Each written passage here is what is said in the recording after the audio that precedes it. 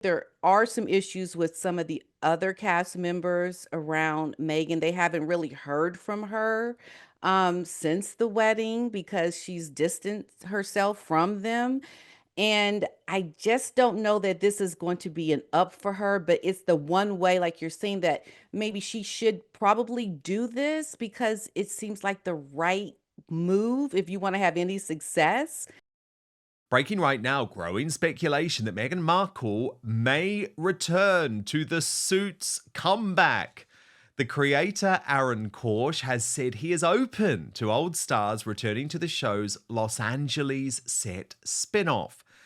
And of course, we know that Suits is now one of Netflix's biggest hits in old episodes, and arguably, as her Hollywood dream has taken another brutal blow, it remains her only entertainment industry success story. Royal YouTube sensation P-Dina joins me now.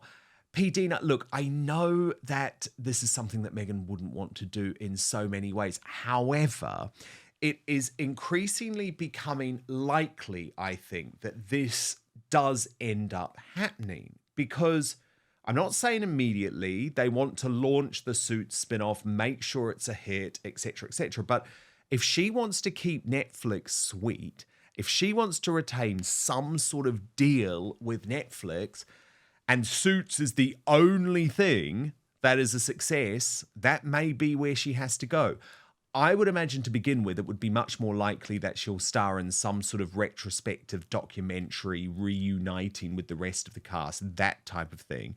But at some point, I would see a return to Suits as at least a possibility. Yes, I think that would really be one of the options for her that could fare well for her. The only issue I see is she has, I believe, this thing in her mind around this show because, here it's just like a cable show. It's not really A-lister status, although it's doing well on Netflix. I believe she feels like this is beneath her. She wants to get the big movie starring roles, A-listers. This is not A-lister status to her.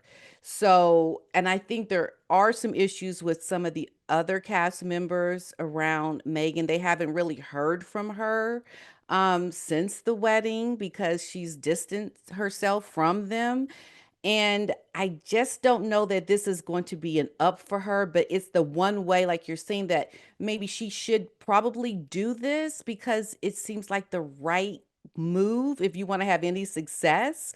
I just don't know that she considers it to be a move that she wants to do because she could have done this, I think, a while ago, and she always has held back on doing it. So I'm not really sure it's going to be something she wants to do. No, and obviously she did make it clear that she was going to be like Grace Kelly and she was never going to return to acting. P-Dina, acting is below a humanitarian like Meghan Markle. Now, that was a strategic mistake because the royal family would have quite happily had Meghan continue to act in projects. Now, look, I'm sure they wouldn't have been particularly keen on some of the shall we say, X-rated scenes, the sex scenes that used to appear in Suits. However, even in the last series of Suits, Meghan was getting the scripts sent by the producers to the palace so that they could just make sure that there was nothing that might embarrass the royal family. Now, as I say, the royal family were totally fine for Meghan to continue in her career. They never asked her to stop acting. It would have been really sensible because then the world maybe would never have got to know the real Meghan Markle. Meghan Markle was much more appealing to people as Rachel Zane than she was as herself. Mm, yeah. I think trying to put her personality behind a character is the safer route for her because when she shows up to try to be her authentic self, it is a flop. It is cringy. It is, oh no, you didn't. Go say sorry to the people you've hurt. Like, she can't show up as she's trying to do in this With Love Megan show. And I think that's part of the problem. So For me, I think Megan has she has a chance. I don't know that this is something she'll want to do, but just maybe she'll do it because she needs the money, she needs some successes, and but like, she can't really do that and still appear like a royal. She can't do that and appear like a humanitarian. I think if she had like real star quality like Angelina Jolie, she could almost have that profile because Angelina Jolie, she does do a lot of humanitarian work. She really is doing great work with the UN. So she has a profile that I think Megan wants to emulate, but she just can't seem to hit it that way. She's in a very tricky situation, I think. I don't know. This might be the way she has to go. It might be the only way she has to go because they show up and they do everything for you. Like, here, learn these lines. She doesn't have to rely on her own real creativity, which is always not done well for her I know. And the because she's thing always is, copied other people. what I find so funny, I mean, God, it's really interesting looking at those images, isn't it? Because in her head, P-Dina, Meghan is like the modern day Grace Kelly, just like she thinks she's carrying Princess Diana's legacy. That Hmm. is not true. I mean, Grace Kelly was one of the most accomplished actresses of her generation. She was Right. an international superstar as a movie actress. Now, sure, she didn't return to acting in the end, although if she hadn't had died so tragically in that car accident, she may Yeah. well have. She had had a couple of meetings about doing a couple of movies and she had considered it. But again, it's Meghan Markle is no Grace Kelly because she didn't really achieve much in acting. And actually, she would have had an opportunity at the start of her time in the royal family to get some of those big movies. Look, I just think the hindsight is a wonderful thing, isn't it? But it was a strategic error on her part. Yeah, I think she sees going to Suits as a step back. And now she feels like she keeps going back if she does take this part or if, what this offer may be. But she wants to hit that A level status and it's too late. It's not going to happen at this point, but I think she's going to still keep trying, if you know what I mean. I think this is for her a fight to the death. Like, she thinks she needs to get it and she's going to keep trying because she has it in her head that that's what she wants. Like she and Harry they're both the same way. They don't seem to get that sometimes you just got to do other things. You can't try to get what you want because you're not going to get it. I don't think that they really are taking that in that you can't always have what you want like normal people are used to. They're not used to that, and so it's the keep trying and the failing and the perpetration of everything that gives us so much to talk about because they should have changed routes a long time ago, but they're not. They're just going to keep trying, and it's just such a big massive failure. It's unbelievable. I mean, I can see how this is going to turn out. I can see it in my head, and it's not going to go well for them. It's not. No, indeed. Or And of Harry course, or Meghan. no, and there's this added political stress at the moment on Harry and Meghan. I mean, I was really taken by Meghan McCain's post on X where she said if Trump deports Prince Harry, they will put him on Mount Rushmore. Now, as in, this could be a really good move for Trump politically. He's cracking down on illegal migrants. The Heritage Foundation is saying, look, Harry's a foreign drug user. Why is he allowed in the country? So the pressure is piling on. And then we've had developments on this from a political point of view, P-Dina, over the Mhm. course of the week because Niall Gardner of the Heritage Foundation posted Prince Harry visa case to have first court hearing under Donald Trump after Duke's drug admission. So the idea is to sort of like keep the drumbeat up, keep appealing to Donald Trump, keep appealing to the MAGA base. But then in a significant development, Suella Braverman, who is the former Home Secretary of the United Kingdom, a serving MP in the Conservative Party, visited Washington, D.C. to speak at the Heritage Foundation and posted on X while she was in the city The law should apply without fear or favor and equally to everyone, including Prince Harry. There is a compelling public interest in disclosing these documents. Cover ups erode trust. Transparency builds it. Heritage's right to be fighting for the American people. So, this was the first senior politician on either side of the Atlantic to go public and back the Heritage Foundation. And then she even spoke about it in an interview with Niall Gardner. Let's have a look at this and then I'll get you to react off the back, P-Dina. First, though, hot flashes, sleepless nights, weight gain, joint pain. I know a lot of you are dealing with or have dealt with these symptoms, especially the women in the Outspoken family. And obviously, I haven't experienced menopause firsthand. That is scientifically impossible. But I know from you about the challenges that you face. But I've got good news today. By now, most of you have heard me talk about Verso. I've been taking their products for months and it's been absolutely transformative for me. But today I want to focus on all of you amazing women out there, especially those dealing with menopause or perimenopause. Celbene by Verso is designed to target those symptoms head on by addressing the root cause. It's formulated with ingredients that are proven to increase NAD+ levels. And boosting NAD+ can make a big difference in how you feel.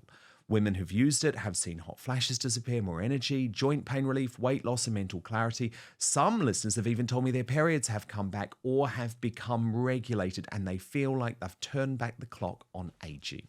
The ingredients in Celbene have shown to balance hormones without going the traditional hormone therapy route. It also helps with inflammation and metabolism, which is especially helpful for managing weight and keeping you feeling your best. What I love about Celbene is it doesn't just mask the symptoms of menopause, it tackles the root causes of aging. So if you haven't tried it yet and you're ready to take control of your health and feel more like yourself, you can just click in the description on YouTube or Rumble or head on over to buy.ver.so/outspoken. Use the coupon code outspoken at checkout to save 15% on your first order. So if you're sick of those sleepless nights, the hot flashes, or just feeling off, give Celbene a try. I'm going to repeat the address now, buy.ver.so/outspoken and use the coupon code outspoken. But now, back to the show. And without any doubt, Prince Harry should be fully held to account.